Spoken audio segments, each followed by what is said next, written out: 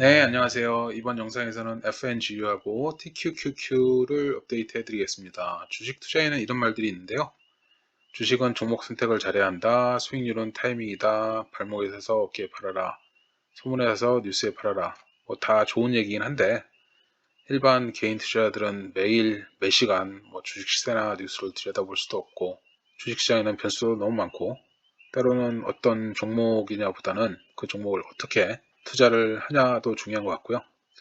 기본적으로 주식 투자에는 정답이 없는 거 아닌가 싶은데 이제 본인에게 맞는 투자 방법이 본인에겐 정답일 수도 있고 또 주식 투자에 대한 시각에 따라서 이런 말들은 좀 의미가 없어지기도 하지 않나 그런 생각도 드는데요.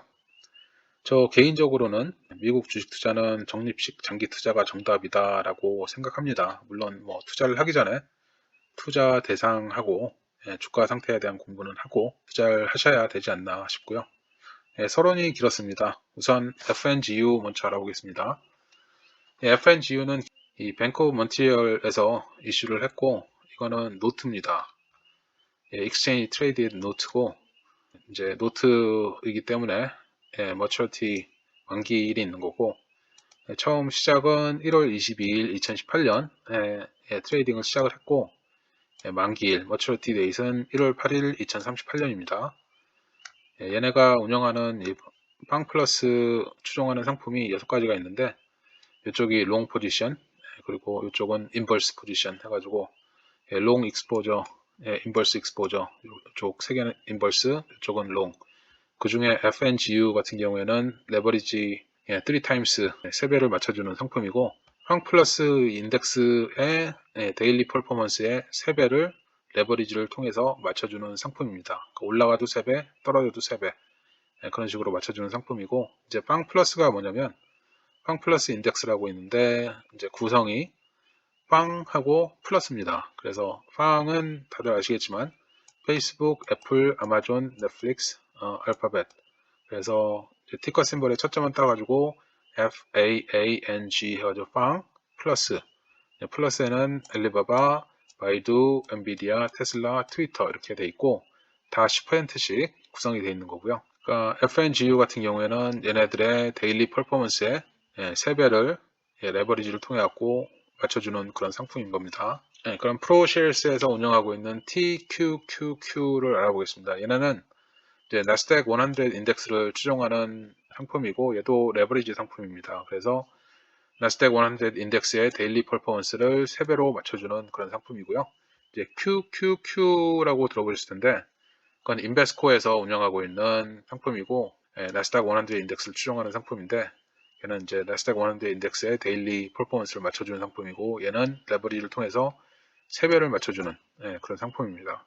그래서 나스닥 100에 대한 뭐가 들어가 있냐면 탑 10 홀딩은 얘네들 그러니까 애플, 마이크로소프트, 아마존, 테슬라, 페이스북, 알파벳, 엔비디아, 페이팔, 애도비 이 정도가 되는 거고요. 탑 10.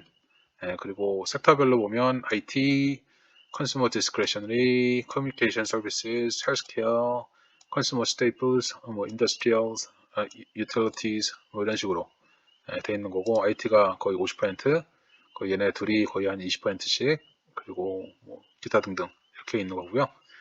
FNGU에 들어가 있는 상품이 종목들이 거의 다 들어가 있습니다. 굳이 따지자면 알리바바하고 트위터가 안 들어가 있는 걸로 제가 기억을 하고요. 그러면 이제 퍼포먼스가 어땠는지 한번 계산한 거를 보여드릴게요. 우선 FNGU 보겠습니다. 매달 월 초에 2월 1일 2018년부터 4월 1일 2021년까지 총 39회에 걸쳐서 샀다고 했을 때 수익금하고 수익률을 보면 이건 분할 후로 한번 계산을 해본 거고요.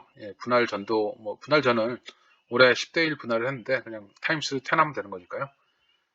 어차피 수익률은 똑같이 계산이 나오는 거니까 분할 후로 계산을 해보면 총 투자 비용은 한 400불 조금 안 되게 395불 55전이 든 거고 총 39회에 걸쳐서 그리고 평균 가격은 요거를 나눠준 거 그냥 10불 14전 그 정도가 평균 가격이라 나오는 거고요.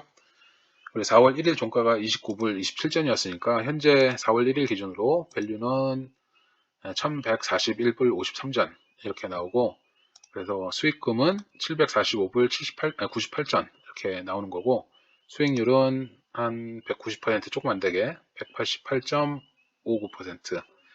그러니까 총 투자 비용의 2배 조금 안 되는 금액이 수익금으로 나온 거고요. 단순 수익률입니다. APR이 아니고 단순 수익률. 그리고 얘를 39회에 걸쳐서 이렇게 적립식으로 안 하고 2월 1일 날, 2월 1일 종가에 39개를 샀다고 치면 총 투자 비용은 39 곱하기 이제 2월 1일 종가로 계산했을 때 235불 95전 이렇게 든 거고, 수익금은 905불 58전. 그래서 거의 4배 조금 안 되는 수익률이 나오는 거고요. 이제 뭐 10대 1 분할 전으로 하면 그냥 단순하게 10으로 곱해주면 똑같은 수익률 나오고요. 금액만 10배 이런 식으로 나오는 거고, 이제 지난번 업데이트가 12월 초에 이 영상을 만들었었는데요. 지난번에 한번 만들었었는데 그때까지는 35번에 걸쳐서 투자를 했을 때 아마 제가 영상을 만들었었던 것 같은데, 그 35번에 걸쳤을 때 총 투자 비용은 275불 조금 안 되게, 10분할 전이면 10배 곱해주면 2750불 그 정도 좀 안 되게 투자를 한 거고, 평균가는 7불 85전. 그래서 4월 1일 종가가 아니라 12월 1일 종가 기준으로 했을 때는 12월 1일에 밸류는 1000불 정도, 1000불 조금 넘게, 수익금은 730불 조금 안 되게 됐고, 수익률은 265%그 정도 났을 거라고 계산이 나오고요. 이제 35번을 한꺼번에 했을 때는 한 373.88% 정도 수익률이 나왔다라고 계산이 나오고요. 그러면 이렇게 보면 수익금은 한 4달 정도 더 부었을 때 39에서 35 빼면 4달, 4번 더, 4달에 걸쳐 더 샀는데 수익금은 조금 더 많은데 수익률은 많이 현저하게 차이가 나죠. 떨어지죠. 그 이유는 올라갔다가 떨어져서 그럽니다. 그러니까 비싼 가격에 좀 그 4달 동안 많이 사서 수익률은 떨어지는데, 그래도 이 4월 1일 종가가 12월 1일 종가보다는 높기 때문에 수익금은 더 높다고 계산이 나오고, 그러니까 그 4번에 걸쳐서 산 게 총 금액의 차이가, 총 투자 비용의 차이가 한 120불 71전 이렇게 나오는데, 4번에 걸쳐 샀으니까 총 30, 평균 한 30불 정도에 산 거니까요. 30불에 샀는데 현재 종가가 29불 27이니까 이 4달 동안은 오히려 손해를 본 거죠. 조금. 근데 밑에서 산 것도 있고 위에서 산 것도 있고 그러니까 총 수익금은 좀 더 나왔다라고 이렇게 나오는 거고요. 그럼 TQQQ 보겠습니다.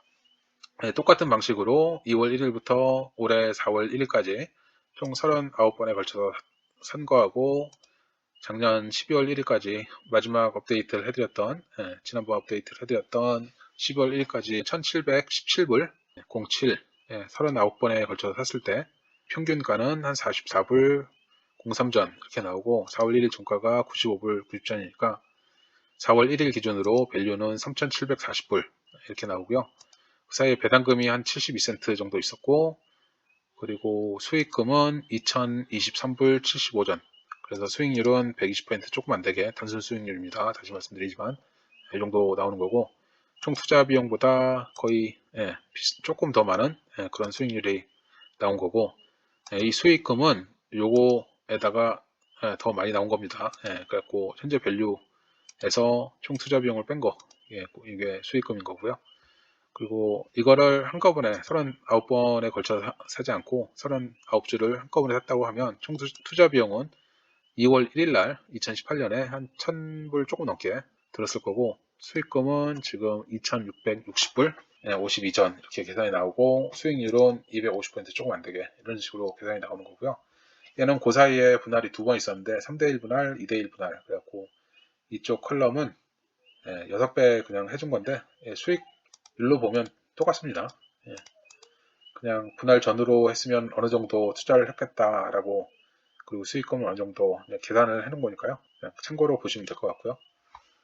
그러면 작년 12월 1일까지 똑같은 방식으로 35번에 걸쳐서 했으면 이제 수익금은 1800불, 그리고 수익률은 135.68%, FNG하고 똑같이 얘는 이제 올해 2월 중순부터였네요. 이제 가격이 쭉 빠지기 시작했죠. 나스닥 기술주 위주로 쭉 빠지기 시작해가지고 이런 식으로 보여지는 거고, 수익률은 더 높은데 그래도 수익금은 이쪽 4달 더 한 게 많습니다.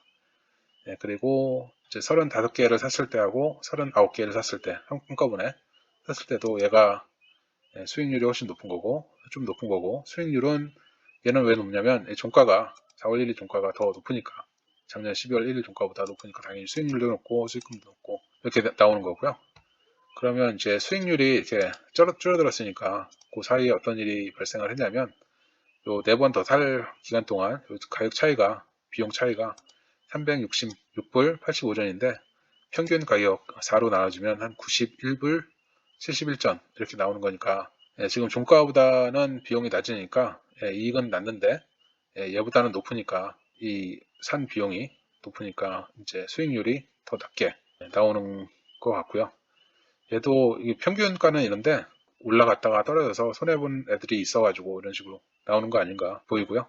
TQQQ를 보면 지금 12월 1일 여기였는데 1월 1일, 2월 1일, 3월 1일, 1월 1일 더 쌌고, 2월 1일은 더 비쌌고, 3월 1일도 더 비쌌고, 지금 종가도 더 높고, 수익금은 더 높은데 이제 상대적 수익률은 아무래도 이제 최근 4번에 비용이 상대적으로 평균가보다 훨씬 높았으니까 그런 식으로 이렇게 보여주는 것 같고요. 그래도 수익금은 더 높습니다. 이런 식으로 나오고, 이거는 SPDR S&P 500 상품인데요. 이제 여기서 보면 최근 1년은 상당히 높았죠. 최근 1년은 상당히 높았는데 수익률이 3년도 상당히 높았고, 5년은 근데 더 높았습니다. 그리고 10년도 높았고. 그런데 since inception 하면 이제 평균 한 10%이 정도 이렇게 나오는데, 장기로 투자하면 이제 올라갈 때도 있고 내려갈 때도 있고 왔다 갔다 하다 보면 평균 한 10% 정도 이렇게 나오는 거고, TQQQ 같은 경우에는 이제 10년밖에 안 됐는데, TQQQ 같은 경우에는 펀드 인셉션 이후에 53%, 54% 가까운 수익률을 지금 보여주고 있고요. 54%. 그리고 나스닥 100 같은 경우에는 연평균 수익률이 한 21.44%. 이게 인셉션 데이시 2월 9일 2010년이니까요. 그 사이에 계산을 했을 때 이 정도 나오는 거고, 10년 평균 나스닥가 20%, 얘는 TQQQ 같은 경우 50% 조금 넘게, 그 최근 5년 사이에는 57%그 정도. 근데 이거 2020년 12월 30일 날 한 거니까 이 기준으로 5년 사이에, 5년 전 해가지고, 그리고 2020년 1년 동안은 한 요 정도 110% 정도, 이 정도 수익률을 보여준 거고요. 그 사이에 나스닥 100 인덱스는 한 50% 조금 안 되게 수익률을 보여주는 거고, 뭐 이렇습니다. 그리고 1년이니까 똑같죠. 그리고 2020년 4분기에는 이 정도. 빵플러스 같은 경우에도 얘도 12월 31일 2020년 작년 연말 기준으로 해가지고 1년 동안 한 380% 정도 좀 안 되게 지금 수익률을 보여준 거고요. 이건 토럴 리턴입니다. 토럴 리턴. APR이 아니라. TQQQ 같은 경우에는 애뉴얼라이즈드 된 지금 이익률이고요.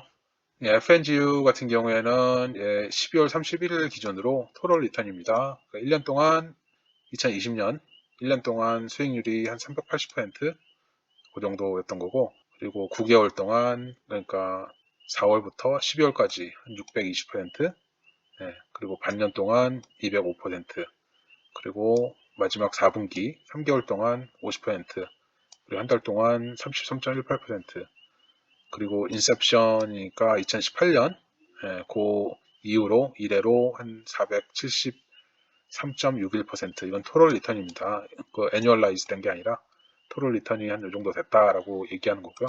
얘 같은 경우에는 TQQQ 같은 경우 요 퍼센테이지는 애뉴얼라이즈드 된, 그러니까 1년 이전 거는 그냥 토럴 리턴 보여주는 거고요.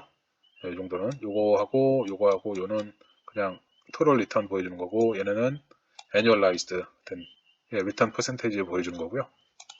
엄청나죠. 매년 50%씩 수익금을 준다는 게 엄청난 거고, 그거를 10년 동안 지금 유지를 하고 있는 거고, 10년 넘게. 그리고 얘 같은 경우에는 이제 그래프를 보면 이제 FNGU하고 S&P 500하고 나스닥 100 리턴 인덱스하고 비교를 해본 건데요. 현저하게 FNGU가 위에 있죠. 얘는 나스닥 100 토럴 리턴 인덱스고, 얘는 S&P 500 SPDR, 그리고 얘는 QQQ, TQQQ가 아니라 QQQ입니다. 그리고 얘는 FNGU, 이렇게 비교를 해보면 FNGU가 월등하게 높고, 이제 TQQQ하고 FNGU하고 한번 비교를 해볼게요.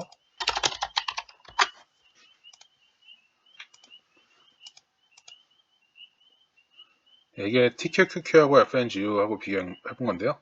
TQQQ하고 FNGU하고 2년 동안, 그러니까 FNGU가 월등하게 높습니다. 2년 동안은, 최근 2년 동안은.